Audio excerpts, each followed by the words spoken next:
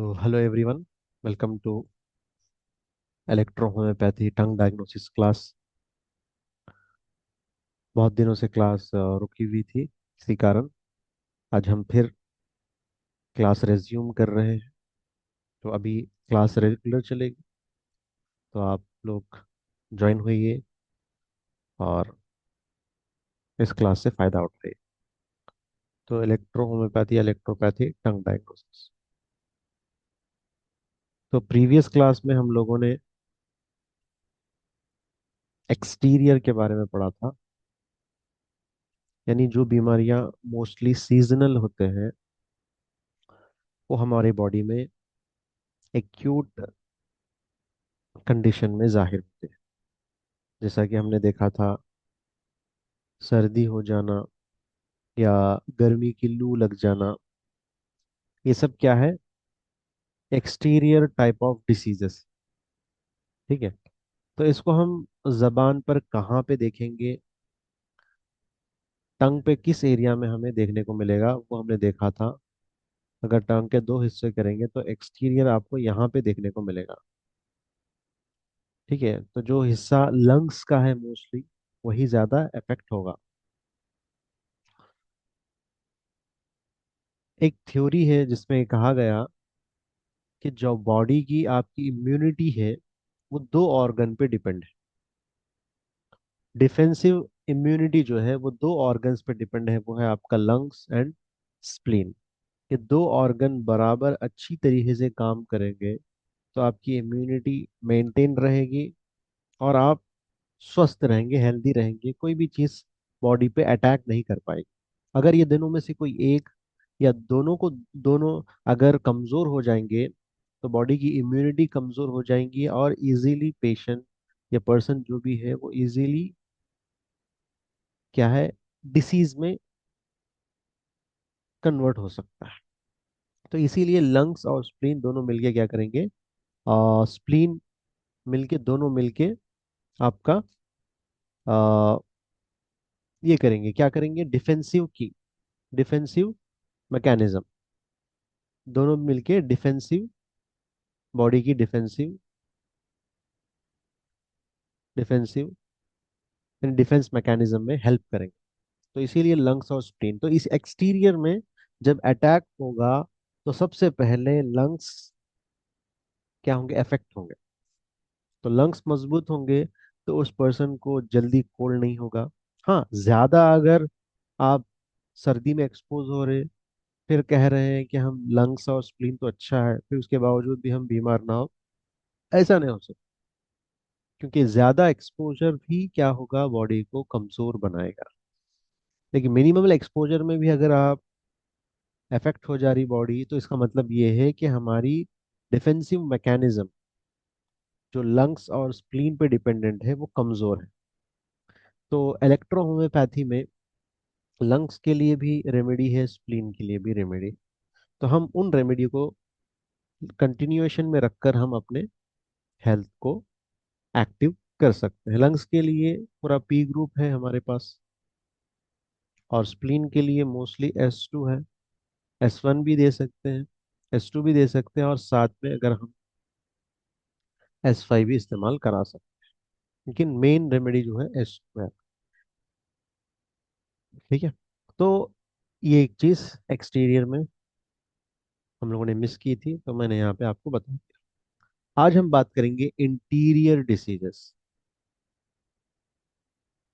Interior diseases यानी electro homeopathy में body के अंदर डिसीज जो आती है वो लिम्फ एंड ब्लड के वाइटेशन से, लिम्फ एंड ब्लड के वाइटेशन से। जब ये लिम्फ एंड ब्लड, या तो इनके ऑर्गन्स कमजोर होंगे, लिम्फ बनाने वाले ऑर्गन्स, या लिम्फ या ब्लड को यूटिलाइज करने वाले ऑर्गन्स, या लिम्फ एंड ब्लड को प्यूरिफाई करने वाले ऑर्गन्स। अगर ये तीनों में से कोई एक ऑर्गन अगर, या दोनों को, तीनों के तीन या दो के दो ऑर्गन्स अगर सही फंक्शन नहीं करेंगे, तो फिर क्या होगा, लिम्फ एंड ब्लड में वाइटेशन आएगा। लिम्फ एंड ब्लड पे वाइटेशन आएगा तो उस ऑर्गन के सिम्टम्स हमें नजर आएंगे। तो ये क्या कहलाएगा, इंटीरियर डिसीजेस, यानी इंटरनली ऑर्गन डिस्टर्ब हुआ। डिस्टर्ब होने की वजह से लिम्फ में गड़बड़ी आई या ब्लड में गड़बड़ी आई, उसकी वजह से सिम्टम्स नजर आ रहे हैं।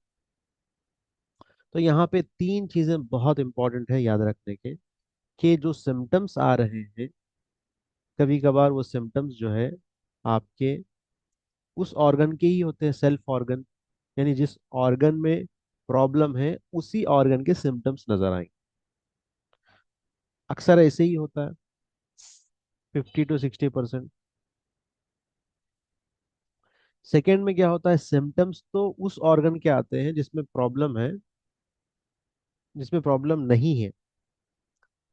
ठीक है, यानी सिम्टम्स वन ऑर्गन के आते हैं और प्रॉब्लम अनदर ऑर्गन में होता है। ठीक है, जैसे जिसको हम एक नाम भी दिया गया था, डीविएटेड पेन। डीविएटेड पेन यानी प्रॉब्लम यहाँ पे है लेकिन दर्द यहाँ पे होगा। तो हम यहाँ पे कितना भी इलाज कर ले, ये इलाज का ट्रीटमेंट नहीं हो पाएगा जब तक कि यहाँ से ट्रीटमेंट नहीं करें। तो ऐसे ही होता है बहुत सारी जगह। इस ये भी आपको 20 to 30% आपको देखने को केसेस यही मिलेंगे, या 40 to 30%। 40 to 30% यानी प्रॉब्लम, जैसा कि गर्दन में किसी को प्रॉब्लम है, तो गर्दन में तो दर्द नहीं हो रहा लेकिन हाथ में यहाँ पर उसको पेन हो रहा है, यहाँ यहाँ पे पेन हो रहा है, या हाथों में सुंदपना है, नंबनेस है। तो ये क्या मालूम हुआ, यहाँ पर प्रॉब्लम सिम्टम्स तो यहाँ पे नजर आ रही है लेकिन प्रॉब्लम यहाँ पर है। किसी का वेट गेन हो जा रहा है, वेट गेन हो रहा है, या कोई दुबले होते जा रहे हैं, तो हम दुबले होने का और वेट गेन होने का ट्रीटमेंट करेंगे तो ये ट्रीटमेंट सक्सेसफुल नहीं रहेगा। तो हमें ट्रीटमेंट जो ऑर्गन में प्रॉब्लम है उस ऑर्गन को ट्रीट करें। जैसा कि थायराइड है, हाइपोथायराइडिज्म में वेट गेन होगा, हाइपर थायराइडिज्म में वेट लॉस होगा। अक्सर यही देखने को मिलता है। तो ये बॉडी पे सिम्टम्स तो है लेकिन किस ऑर्गन की बेसिस पे है, थायराइड के बेसिस पे। तो ये सेकंड यानी इंटीरियर ऑर्गन आपका अफेक्ट हुआ है किसी दूसरे ऑर्गन की वजह से। अब तीसरी किस्म के ये बहुत रेयर देखने को मिलते हैं, लेकिन ये डीपली रूटेड प्रॉब्लम्स यही है। सिम्टम्स आपको एक ऑर्गन के दिखेंगे, वन ऑर्गन के। आपको प्रॉब्लम 2 से 3 ऑर्गन में मिलेगा, 1 और 2 to 3 ऑर्गन्स। प्रॉब्लम आपको 2 से 3 ऑर्गन्स का देखने को मिलेगा, सिम्टम्स एक ऑर्गन के हैं। कभी कभी ये 3 ऑर्गन में अगर प्रॉब्लम है, तीनों के सिम्टम्स नहीं आएंगे, चौथे के सिम्टम्स नजर आएंगे। जैसा कि किसी को बीपी बढ़ गई अब, ठीक है, हाइपरटेंशन है, बीपी बढ़ गई, एकदम बहुत ज्यादा बीपी बढ़ गई, उसके वजह से क्या हुआ, पैरालिसिस। पैरालिसिस होने की वजह से उसका, उसके हाथ पैर में कमजोरी आ गई, वीकनेस आ गई। तो यहाँ पर देखिए कितने ऑर्गन, मल्टीपल ऑर्गन इन्वॉल्व हो गए। अगर ये ट्रीटमेंट नहीं होगा तो पूरा ब्रेन भी डैमेज हो सकता है, सही ट्रीटमेंट नहीं लिया गया, या बीपी रुक नहीं गई, नॉर्मल नहीं हो गई, नॉर्मल लेवल पे नहीं आई, तो जब तक ये प्रॉब्लम चलते रहेगा, या ट्रीटमेंट लेना पड़ेगा पेशेंट, दो में से एक। तो यहाँ पर मल्टीपल ऑर्गन्स हो गए। मोस्टली बीपी बढ़ा किसी हार्ट प्रॉब्लम की वजह से, ये माना जा सकता है। और भी बीपी बढ़ने के रीजंस है, क्या है, किडनी के प्रॉब्लम की वजह से भी, या सोडियम का इंटेक ज्यादा होने की वजह से भी। तो इसकी वजह से बीपी बढ़ा, बीपी की बढ़ने की वजह से आपने ट्रीटमेंट नहीं किया, दूसरा ऑर्गन को भी उसने अपने लपेट में ले लिया, वो है ब्रेन। अब उसके बाद पैरालिसिस, हाथ और पैर भी अनफंक्शनल हो गए, ये तीसरे ऑर्गन को भी हाथ साथ में ले लिया। यानी एक ऑर्गन से बीमारी शुरू हुई, दूसरे ऑर्गन में डेवलप हुई, तीसरे ऑर्गन के सिम्टम्स नजर आए। अगर हम यहाँ पर हाथ पैर का ट्रीटमेंट करेंगे तो कभी भी पेशेंट अच्छा नहीं होगा। अब ट्रीटमेंट क्या करना है हमें? पहले बीपी को कंट्रोल करना पड़ेगा, नंबर वन, ताकि प्रॉब्लम और ज्यादा नहीं बढ़ सके। नंबर टू, ब्रेन की वजह से पैरालिसिस हुआ तो हम ब्रेन का ट्रीटमेंट भी जरूर दें। फिर थर्ड जो है, सिम्टम्स जहाँ पे नजर आ रहा है उस पे आप ट्रीटमेंट देने से कंप्लीट ट्रीटमेंट होगा। ठीक है, तो ये सिम्टम्स क्या है? वन ऑर्गन के या मल्टीपल ऑर्गन के सिम्टम्स, और प्रॉब्लम भी वन ऑर्गन या मल्टीपल ऑर्गन्स में प्रॉब्लम हो सकता है। तो ये देखेंगे कैसा? कैसा मालूम होगा? ये हम अपने जबान के जरिए से देखेंगे, टंग के जरिए से हम पहचानने की कोशिश करेंगे। हम टंग डायग्नोसिस पढ़ रहे हैं। अब ये एरिया जो टंग का था, ये एरिया था आपका एक्सटीरियर का, ये है इंटीरियर का। हमने देखा कि इस तरफ आपका गाल ब्लैडर है, इस तरफ आपका लिवर है, फिर स्टमक है, फिर स्प्लीन है। ठीक है, स्प्लीन है या पैंक्रियास है यहाँ पर, फिर स्प्लीन, फिर स्प्लीन, फिर ऊपर आपका यूट्रस, फिर यूरिनरी ब्लैडर, किडनी।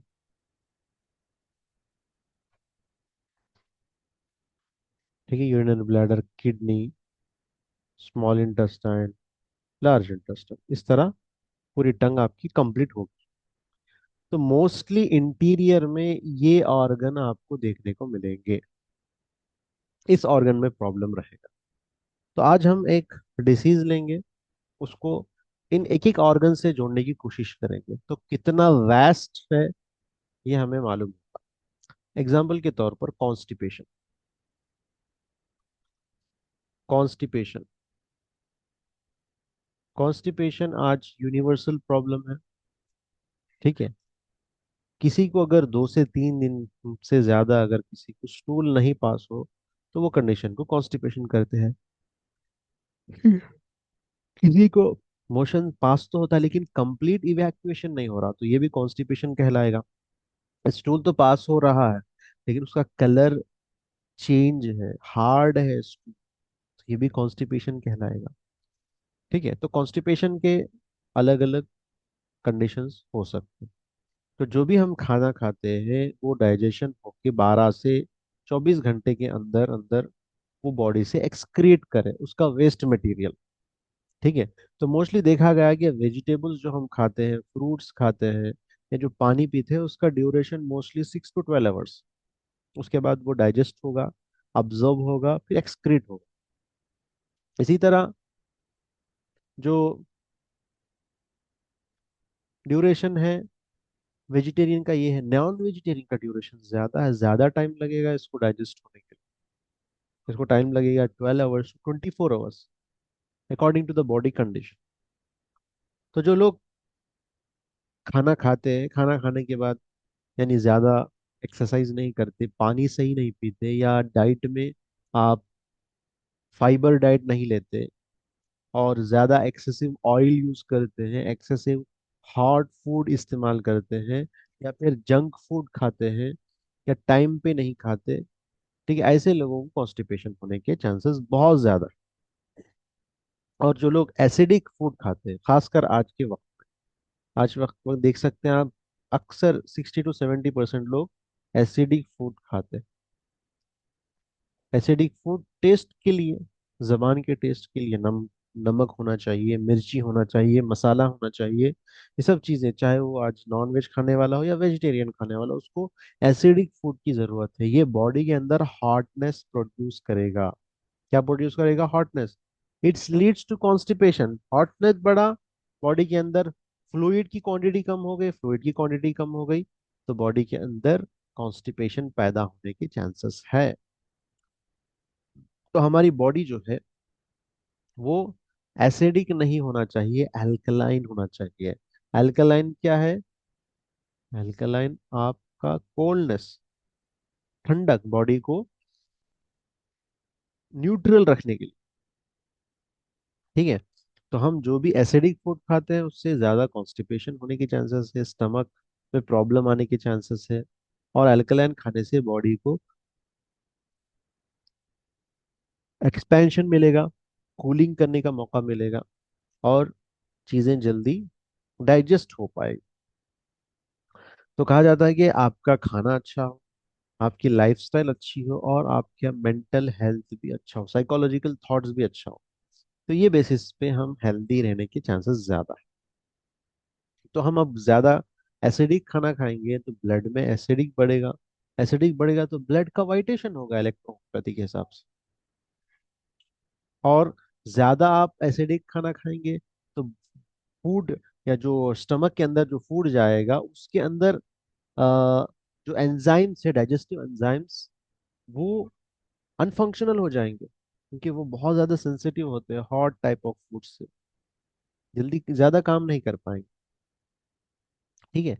तो इससे क्या हो सकता है, एसिडिटी हो सकती है, गैस्ट्राइटी हो सकता है, अल्सर भी हो सकता है, क्योंकि वो डाइजेस्ट नहीं हो रहा तो ज्यादा अमाउंट ऑफ एसिड सीक्रेट हो रहा है, या डाइजेस्टिव एंजाइम सीक्रेट हो रहे हैं, जिसकी वजह से एसिडिटी और गैस्ट्रिक प्रॉब्लम्स आ सकते हैं।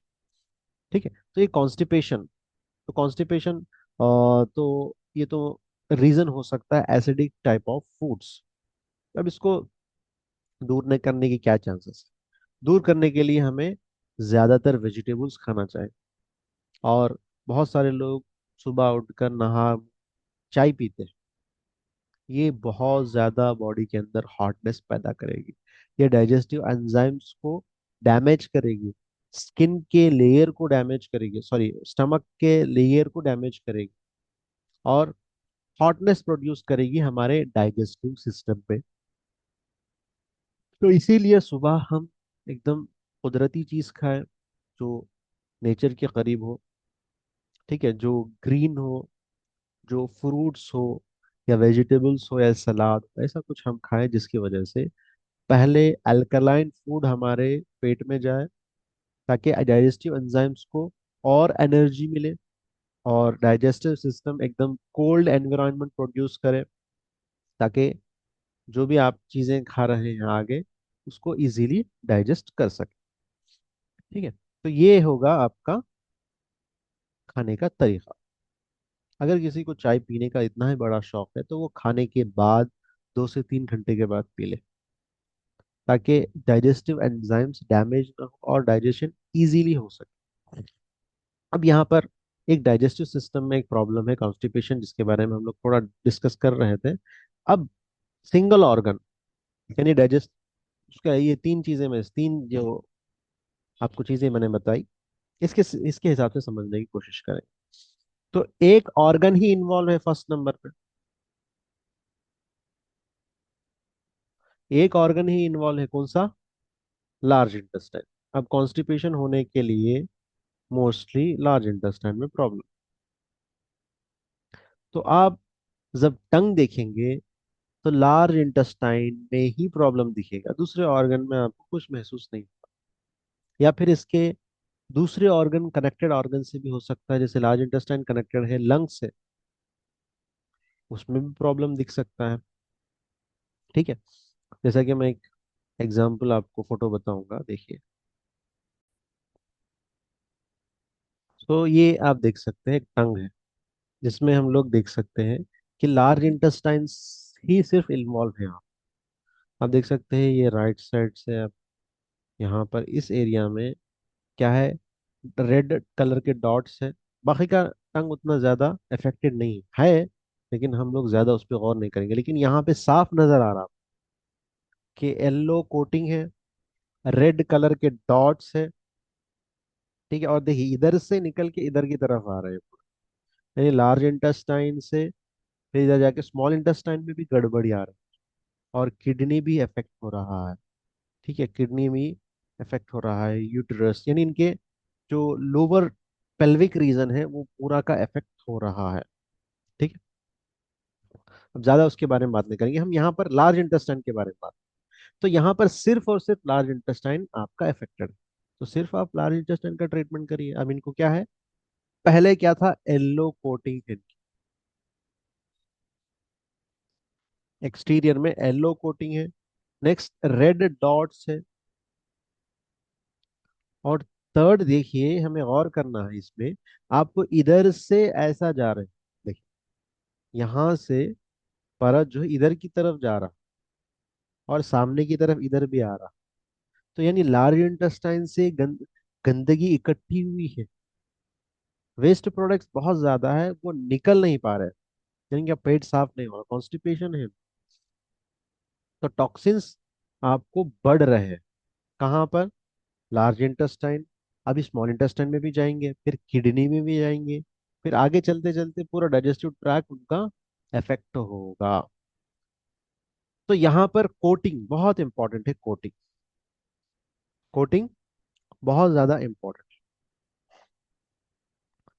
तो यहाँ पर हम कोटिंग के हिसाब से देखिए, कोटिंग अगर येलो है तो वाई यूज करेंगे। कोटिंग कुछ नहीं है, ओनली वाइट है या लाइट वाइट है, तो हम, या कोटिंग है ही नहीं, तो वहां पर डब्ल्यू इस्तेमाल करेंगे ज्यादातर। और कोटिंग है वाइट, डब्ल्यू या बी, ठीक है। और कोटिंग है, लेकिन कलर रेड, कलर जो है रेडनेस है, अभी हम रेड डॉट्स देखे ना, रेड डॉट्स भी थे वहाँ, अभी इस टंग ने हमें पड़ा रेड डॉट्स भी, तो यहाँ पर बी भी इस्तेमाल करें। तो ऐसे पेशेंट को हम, सबसे अच्छी रेमेडी जो है वो है S13। कौन सी रेमेडी है? S13 बहुत अच्छी रेमेडी है, जिसमें आपको किडनी को सफाई करने का मौका मिलेगा, टॉक्सिन्स को निकालने का भी मौका मिलेगा। या फिर S13 नहीं, बल्कि ऐसा करिए, मैं आपको बताता हूँ, S6L1B देंगे, ठीक है। फिर C6N1Y देंगे ये पेशेंट को। फिर इसके साथ साथ हम टॉक्सिन्स को रिलीज करने के, टॉक्सिन्स कहाँ पे? लार्ज इंटेस्टाइन में। तो लार्ज इंटेस्टाइन में टॉक्सिन्स हो तो हम एसलास प्लस C17 प्लस वाई, ये एक फॉर्मूला है। या फिर एसलास प्लस वर्वन वाई देंगे। अब देखिए, ये थिकनेस कितना है, देखिए, थिक कलर है, why coating, yellow coating thick है, थिन नहीं है। थिक है मतलब डीप रूटेड है। तो डीप रूटेड है तो मतलब क्या है, यहाँ पे हाइपर फंक्शन में है। तो हाइपर फंक्शन में है, तो हम यहाँ पर मोस्टली इसकी शुरुआत D6 में ही करेंगे। किसमें करेंगे? D6 में ही करिए शुरुआत। D6 आप लाइटर डाइल्यूशन से स्टार्ट करें, लाइटर डोज से, सॉरी, D6 को लाइटर डोज से स्टार्ट करिए। तो ग्रेजुअली पेशेंट ठीक हो जाएगा। वाटर ज़्यादा रहेगी, मेडिसिन क्वांटिटी कम रहेगी, तो वाटर बॉडी में जाके गंदगी को उस मेडिसिन के जरिए से गंदगी को निकालेगा, गंदगी निकालेगा तो लार्ज इंटेस्टाइन क्लीन होंगे, उसके बाद स्मॉल इंटेस्टाइन क्लीन होंगे, फिर किडनी भी क्लीन होते चले जाएगा। तो यहाँ पर क्या प्रॉब्लम है? डीकम्पोजिशन एंड रिकम्पोजिशन में प्रॉब्लम है, यानी हमारे बॉडी में जो भी गंदगी है वो डिकम्पोज होती है, फिर उसको फिर से लाया जाता है रिकम्पोजिशन में। डेली आप मोशन जाते हैं, पेट साफ हो गया, फिर फिर पेट में गंदगी जमा होगी, यूरिन करेंगे, फिर यूरिनरी ब्लैडर में फिर यूरिन जमा होगा, यानी रिकम्पोजिशन डिकम्पोजिशन ये चलते रहना चाहिए। जब वो रुक जाएगा तो बॉडी के अंदर वहीं से टॉक्सिन्स फैलने लगी, ठीक है। तो ये हमारा एक पहला नंबर का था, जिसमें प्रॉब्लम सिर्फ और सिर्फ उसी जगह पे। अब प्रॉब्लम क्या होगी? दूसरे ऑर्गन में भी प्रॉब्लम, कॉन्स्टिपेशन है पेशेंट को, तो लार्ज इंटेस्टाइन का ट्रीटमेंट करेंगे आप। दूसरा जो मेन ऑर्गन हमेशा इन्वॉल्व होगा कॉन्स्टिपेशन के लिए वो है लिवर। लिवर सेकेंड नंबर, जिसका लिवर कमजोर होगा उसको भी कॉन्स्टिपेशन बहुत ज्यादा होगा, बहुत ज्यादा ज्यादा होगा कॉन्स्टिपेशन। तो सेकेंड इश्यू लेंगे आप, सेकेंड इश्यू लेंगे कि कॉन्स्टिपेशन क्यों हुआ। इस वजह से हुआ क्योंकि इनका लिवर वीक है, लिवर एंजाइम्स या फिर लिवर का मेटाबॉलिज्म वीक है, बाइल जूस सही सीक्रेट नहीं कर पा रहा, ठीक है। ये एक हो सकती है लिवर में, या लिवर कमजोर है, या लिवर ही एक्सेस है, लिवर डेफिशिएंस है, या लिवर एक्सेस। एक्सेस मतलब लिवर को, लिवर क्या है, आप जैसा कि आपको गुस्सा बहुत आ रहा, रात में सो नहीं रहे, और मिर्च मसाले की चीजें ज्यादा खा रहे, तो ये चीजें लिवर के ऊपर बहुत ज्यादा इम्पैक्ट डालेंगे, इम्पैक्ट डालकर लिवर के फंक्शन को डिस्टर्ब करेंगे। यहाँ पर लिवर को डिफिशियंसी तो नहीं है, लेकिन लिवर के फंक्शन को डिस्टर्ब होगा, लिवर के इमोशंस को डिस्टर्ब होगा, जिसका इम्पैक्ट लार्ज इंटेस्टाइन पे गिरेगा बाइल जूस के जरिए से। ठीक है, तो ऐसे मौके पे हम क्या करेंगे, लिवर को ट्रीट करेंगे, एक्सेस, लिवर एक्सेस का ट्रीटमेंट हम करेंगे। तो लिवर एक्सेस का ट्रीटमेंट क्या है हमारे लिए? लिवर एक्सेस का ट्रीटमेंट है, बहुत अच्छा ट्रीटमेंट है, S2C10F1। S2C10F1 हम देंगे, ये D6 में ही देंगे, लाइटर डोज, क्योंकि हाइपर में है ना, एक्सेस मतलब हाइपर में है, डिफेंस ये हाइपो में है। यानी बाइल जूस तो बन रहा था लीवर में, लेकिन एकदम उसके अंदर बाइल जूस का जो सीक्रेशन है वो ज्यादा हो रहा।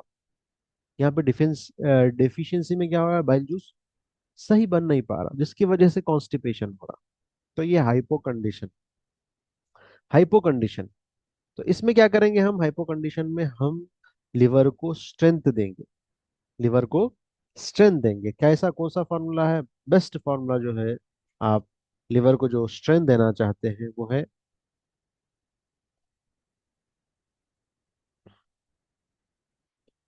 S5 +F1। ठीक है, C10, ये एक फॉर्मूला हो गया आपका। या फिर आप S5F1 लीजिए +A3, इसका C10 वर्वन, प्लस अगर कोटिंग है, येलो कोटिंग है, तो फिर हम यहाँ पे वाई देंगे, वाई बी, ऊपर बी देंगे। ठीक है, और अगर हार्ड है कोटिंग, वहां पे जी भी दे सकते हैं आप, या रेड है, रेडनेस है, तो बी ई देंगे। कोई भी कोटिंग है तो बी ई देंगे, डब्ल्यू ई देंगे। तो यहाँ पर लिवर इफेक्ट हुआ, लिवर या तो कमजोर हो सकता है, या लिवर एक्सेस हो सकता है।